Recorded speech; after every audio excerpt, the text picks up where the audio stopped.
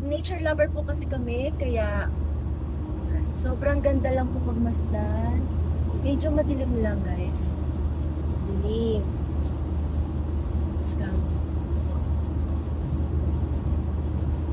Kaya lagi lang po namin kayo sasama sa aming pamamasyal para nakarating na rin kayo dito na actual. Dati din po sa mga video at picture lang din namin nakikita ang lahat ng dito. So, wag po kayong susuko sa inyong mga pangarap. Minsan may mga pagsubok lang, pero makakamit nyo rin po ang inyong mga pangarap.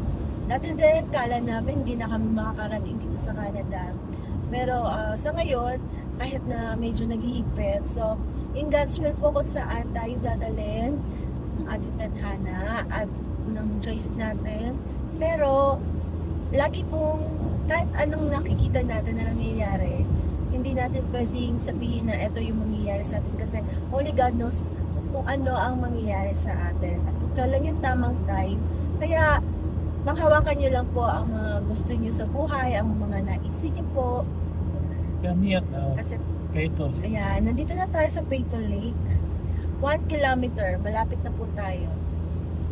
So, ito po ang mga nagagandahang bundok dito. Maganda po ng mga bundok dito sa Kapuno. Ayan. May mga part na maliwanag, madilim, at maulap. Sobrang ganda po. So kapag napupunta po tayo dito, meron tayong ticket.